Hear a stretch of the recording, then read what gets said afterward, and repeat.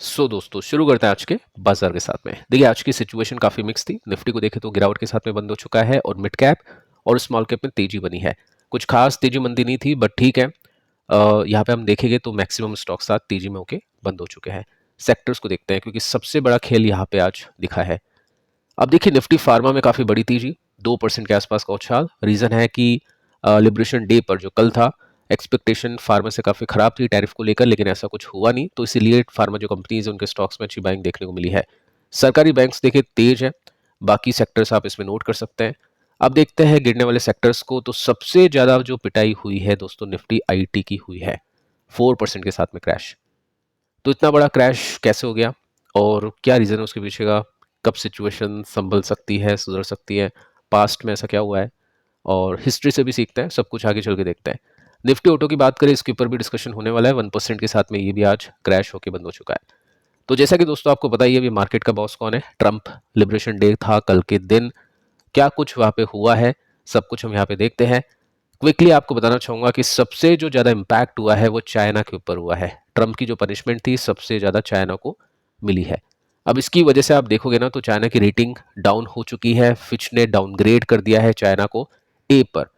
पहले पहले हम बोल सकते हैं A1 था या +A था, लेकिन अभी के समय सिचुएशन यहाँ पे चेंज हो चुकी है, डाउनग्रेड यहाँ पे चाइना का मार्केट हो चुका है। अब इसकी वजह से क्या होगा, चाइना के स्टॉक्स नीचे गिर सकते हैं। तो अगर आपका इन्वेस्टमेंट है चाइना में तो आपके लिए काफी बड़ी खबर है। अब साथ में आप देख सकते हैं जो चाइना पर टैरिफ है वो इंक्रीज हो चुका है 54% तक। तो जो डैमेज हुआ है ट्रंप की तरफ से वो चाइना के ऊपर सबसे ज्यादा हुआ है। अगर चाइना भी रिटेलिएशन करता है तो उसके बाद में ट्रेड वॉर आगे और चलेगी और दिक्कत होगी पूरी मतलब वर्ल्ड को, कंट्रीज को, क्योंकि ये फिर आगे चल के हो सकता है और ज्यादा ऊपर इनके टैरिफ के रेट्स हो जाए। अब देखिए चाइना को हमने देख लिया, अब बात करते हैं बाकी कंट्रीज को लेकर कि किसमें कितना टैरिफ यहाँ पे अप्लाई हुआ है। यूके की बात करें तो आप देख सकते हैं 10%।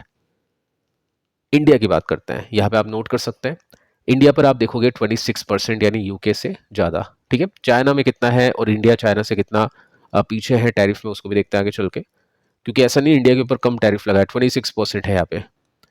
यूरोपियन यूनियन की बात करें तो 20% का टैरिफ यहाँ पे अप्लाई हो चुका है। अगर मैं चाइना की बात करूं तो यहाँ पे आप नोट कर सकते हैं 34% का टैरिफ।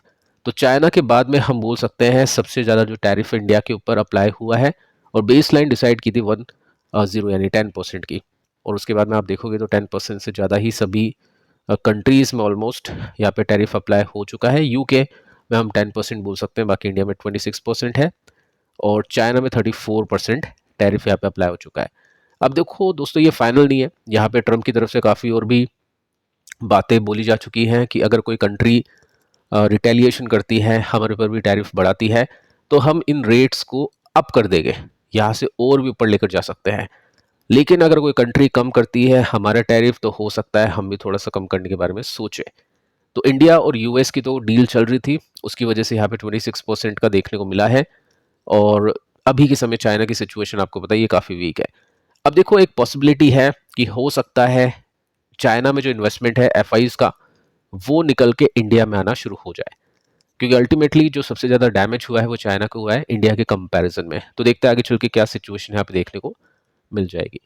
अब दोस्तों बात करते हैं आईटी कंपनीज को लेकर, आईटी स्टॉक्स को लेकर, क्योंकि आज के दिन आईटी स्टॉक्स काफ़ी ज़्यादा गिरे हैं। तो क्या न्यूज़ है उसको लेकर उसको डिस्कस करते हैं। अब देखो यहाँ पे कितना कट है, 4% के साथ में निफ्टी आईटी नीचे है। तो 4% अगर कोई सेक्टर गिरता है तो उसको काफ़ी बड़ा हम बोल सकते हैं क्रैश, और ऐसी क्रैश की सिचुएशन में इन्वेस्टर्स एक्टिव हो जाते हैं, क्योंकि इन्वेस्टर्स को फियर चाहिए होता है। फियर में स्टॉक सस्ते मिलते हैं, वैल्यूएशन कंफर्टेबल हो जाती है, और जब भी चीज़ें नॉर्मल होती है या सुधरती है या इम्प्रूव करती है तो स्टॉक्स भी ऊपर जाते हैं, इन्वेस्टर्स को भी उसका फायदा मिलता है। अब देखो यहाँ पे कौन कौन सी कंपनीज है जिनके स्टॉक सबसे ज्यादा पिटे हैं। निफ्टी आईटी की बात करते हैं, परसिस्टेंट 10% के साथ में क्रैश। रीजन वैल्यूएशन बहुत ऊपर है, काफी स्टॉक चला है पिछले 5 साल में, तो यहाँ पे वैल्यूएशन का सपोर्ट नहीं है, इसलिए स्टॉक गिरा है। अब ये जब स्टॉक चलने पे आते हैं ना तो ये तेजी भी अच्छी पकड़ते हैं, क्योंकि इनकी अच्छी वैल्यूएशन के पीछे का रीजन है आईटी कंपनीज। मतलब ये जो आईटी कंपनीज है एआई के ऊपर बहुत ज्यादा फोकस कर रही है। कोफोर्ज को भी हम इसी कैटेगरी में रख के चल सकते हैं, परसिस्टेंट कोफोर्ज दोनों काफी अच्छी वेल्थ इन्वेस्टर्स की बना के दे चुके हैं। एम्फेसिस आप देखोगे 4% के साथ में नीचे। बड़ी दिग्गज आईटी कंपनी टीसीएस 4% के साथ में नीचे। टेक महिंद्रा भी 4% के साथ में नीचे था। तो सभी आईटी कंपनीज के स्टॉक गिरे हैं। और आपके पास में कौन सी आईटी कंपनी आप चाहे तो नीचे कमेंट करके बता सकते हैं। अब देखिए हम बात करते हैं कि क्यों स्टॉक नीचे गए। तो रीजन एक ही है, ट्रंप का टैरिफ 9% के साथ में आईटी कंपनीज के स्टॉक्स नीचे चले गए। और उसके साथ में आप देखोगे तो यहाँ पे चिंताएं बढ़ रही है, क्योंकि अभी एक्सपोर्ट के ऊपर, वहाँ पे जो इम्पोर्ट हो रहा है उसके ऊपर टैरिफ लगा दिया है, और रेसिप्रोकल टैरिफ भी इंडिया के ऊपर अनाउंस हो चुका है। तो ये सब चीज़ों के चलते हुए मार्केट को ऐसा लग रहा है कि आईटी के ऊपर भी कुछ पड़ा हो सकता है। लेकिन दोस्तों मैं आपको बताना चाहूँगा, यहाँ पे मेंशन कर रखा है कि ये जो मूव है ट्रंप का, ये इंडिया के एक्सपोर्ट पर इंपैक्ट करेगा जो यूएस में होता है। अब सर्विस भी एक्सपोर्ट होती है, प्रोडक्ट भी होते हैं। प्रोडक्ट के अंदर ऑटो सेक्टर है, और जिसमें एंसिलरीज के जो आइटम्स होते हैं वो एक्सपोर्ट होते हैं, तो उनके ऊपर टैरिफ लग चुका है अच्छा खासा, तो वो इम्पैक्ट होगा। सर्विस की बारी भी अब आएगी, ऐसा मार्केट को लग रहा है, क्योंकि स्पेसिफिकली आप देखोगे ना तो यहाँ पे आईटी सेक्टर को लेकर ट्रंप ने कुछ भी नहीं कहा है। तो आज जो स्टॉक गिरे हैं ओनली डर की वजह से गिरे हैं। स्पेसिफिकली कुछ भी यहाँ पे आईटी कंपनीज के लिए, आईटी सेक्टर के लिए ट्रंप ने नहीं बोला है, लेकिन आगे चल के बोला जा सकता है। तो ये डर है मार्केट का, और इसी की वजह से यहाँ पे काफी बड़ी डिक्लाइन देखने को मिली है। अब देखिए आपको मैं बता चुका हूँ कि वैल्यूएशन का भी सपोर्ट अभी नहीं है। निफ्टी चलो अपने 10 साल के बॉटम के आसपास वैल्यूएशन पर अभी ट्रेड कर रहा है, बट निफ्टी आईटी की बात करें तो आप देखोगे तो 28 का पी है अभी के समय। और इसमें अगर मैं सिचुएशन आपको बताऊं, जो पहले बता चुका हूं कि ये अपने 2016 में जब ट्रंप आए थे उससे पहले, मतलब 1 साल पहले हम बोल सकते हैं, तो 15 पर ट्रेड किया करता था। अभी के समय आप देखोगे तो यहाँ पे 28 के आसपास है, और बेस जो बना था सपोर्ट का वो 25 या 24 के आसपास बना था, तो उसमें अभी गैप बाकी है। तो वैल्यूएशन कंफर्टेबल नहीं है। अगर नंबर्स अच्छे नहीं आते हैं तो बड़ी गिरावट और हो सकती है। Q4 अब आने में टाइम ज़्यादा बचा नहीं है, तो इन्वेस्टर्स भी वेट एंड वॉच करें कि कैसे नंबर्स इन कंपनीज के आएंगे। बाकी अगर मैं आपको 2007 से लेकर अभी तक का इतिहास बताऊं तो ये 35 के आसपास जब भी निफ्टी आईटी आता है तो जोरदार गिरावट बनती है। रशिया यूक्रेन के समय भी गिरावट बनी, उसके बाद में अभी भी आप इसमें देखोगे तो 30-35 के आसपास से गिरावट यहाँ पे बन रही है। तो ठीक है, अभी वैल्यूएशन का सपोर्ट इतना नहीं है। हो सकता है आईटी कंपनीज के अंदर हम और भी प्रेशर वाली सिचुएशन हम देख पाए। आईटी कंपनीज में किस तरह से इन्वेस्टर्स प्ले करते हैं, म्यूचुअल फंड्स मैं आपको बताने की कोशिश करूंगा आगे चल के, दोनों सेक्टर्स के, जिसके ऊपर आप अपनी स्टडी कर सकते हैं। ऑटो सेक्टर की बात करते हैं तो ऑटो सेक्टर के स्टॉक्स 4% तक गिरे थे यूएस टैरिफ हाइक की वजह से। एक्सपोर्ट की चिंता यहाँ पे हो चुकी है, सीधा भी टैरिफ इसके ऊपर अप्लाई हो चुका है कुछ दिनों में। और यहाँ पे आप देखोगे ना तो इसकी वजह से इंडिया की जो जीडीपी है उस पर 50 बेसिस पॉइंट्स का इम्पैक्ट पड़ेगा सीधा। तो काफी बड़ा यहाँ पे अटैक ट्रंप ने किया है ऑटो कंपनीज को लेकर। अब कौन कौन सी कंपनीज है जिनको ज्यादा इम्पैक्ट झेलना पड़ेगा? टाटा मोटर्स ऑब्वियस है, जेएलआर की वजह से यहाँ पे इम्पैक्ट सबसे ज़्यादा होगा। स्टॉक अभी आप देखोगे तो आई थिंक 50% के साथ में नीचे है, तो यहाँ पे भी काफ़ी बड़ी गिरावट अभी चल रही है। इसके बाद में सोनाकॉम्स, अगर मैं एंसिलरीज की बात करूँ तो यहाँ पे यूएस में एक्सपोर्ट इसका काफ़ी अच्छा है, और उसकी वजह से इसके ऊपर भी इम्पैक्ट होगा। उसके बाद में भारत फोर्ज को देखें तो इस पर भी काफ़ी बड़ा इम्पैक्ट होगा, इस कंपनी की भी अर्निंग्स यहाँ पे कम आ सकती है। और उसके बाद में अगर मैं मदरसन सोमे की बात करूँ तो यहाँ पे भी काफ़ी बड़ा इम्पैक्ट होगा।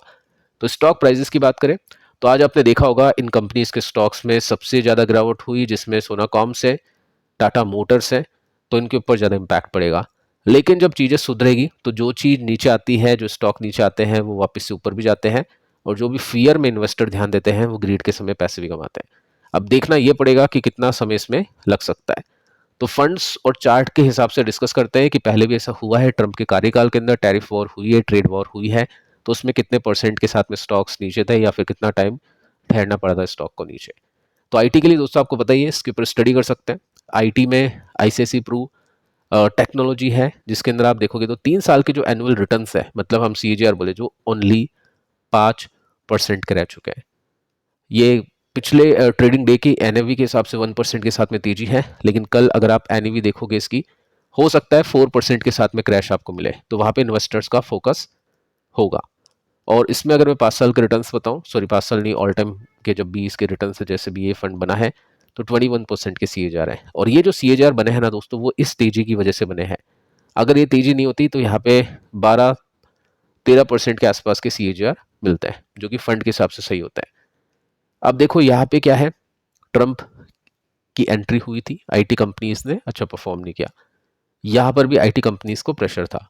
तो जब भी आईटी कंपनीज के स्टॉक या तो नहीं चलते हैं, या तो टाइम करेक्शन देते हैं कि कुछ साल तक स्टॉक एक रेंज में बाउंड हो जाए, या प्राइस करेक्शन देते हैं जिसमें स्टॉक नीचे घट जाए, तो करेक्शंस में इन्वेस्टर्स इन्वेस्ट करते हैं ताकि जब स्टॉक्स चले तो उनको बेनिफिट मिले। तो आईटी कंपनीज अब इन्वेस्टर्स के रडार पे हैं। हो सकता है क्वार्टर 4 का भी वेट इन्वेस्टर्स करना पसंद करें। यूटीआई ट्रांसपोर्टेशन लॉजिस्टिक फंड जो ऑटो सेक्टर का है, और इसमें अगर हम देखें तो 3 साल में रिटर्न्स बने हैं 22% के सीजीआर के हिसाब से, और ये भी आप देखोगे तो ऊपर से काफ़ी नीचे है। ट्रेंड इसका काफ़ी नेगेटिव है, जो ये शो कर रहा है कि हो सकता है आगे भी गिरावट बढ़ जाए, और जो न्यूज़ हम देख पा रहे हैं उसके हिसाब से भी हमको यही समझ में आ रहा है। अगर मैं इसके लॉन्ग टर्म के चार्ट को बताऊं तो इसमें भी आप देखोगे तो यहाँ पे आईटी में टाइम करेक्शन हुआ था उस समय, लेकिन ऑटो सेक्टर में यहाँ पे प्राइस करेक्शन हुआ था, काफ़ी बड़ा कट लगा था, जिसमें आप देखोगे तो अभी भी इसी तरह से जो ऑटो कंपनीज है उनके स्टॉक्स नीचे आ रहे हैं। यहाँ पे भी स्टॉक्स नीचे थे, लेकिन जिसने भी फियर में देखा होगा स्टॉक्स को, उसके बाद में इसका बेनिफिट इन्वेस्टर्स को मिला। और जिसने यहाँ पे टॉप पे लिया होगा काफ़ी समय तक, आई थिंक 7-8 साल तक पैसा उनका नहीं बना। ठीक है, तो ये सब चीज़ें इन्वेस्टर्स को देखनी चाहिए। जो भी कंपनीज फियर में है, सेक्टर्स डाउन है, उन कंपनीज में, उन सेक्टर्स में यहाँ पे फोकस इन्वेस्टर्स का होता है। बाकी दोस्तों कल के भी वीडियोस आप देख लेना, काफ़ी इंपॉर्टेंट है। यहाँ पे स्टॉक स्पेसिफिक भी हमने डिस्कशन किया है, तो उसको भी आप देख सकते हैं। और चैनल को सब्सक्राइब कर लेना अगर आपने किया नहीं है तो। मिलता है अगले वीडियो में, तब तक के लिए बाय बाय।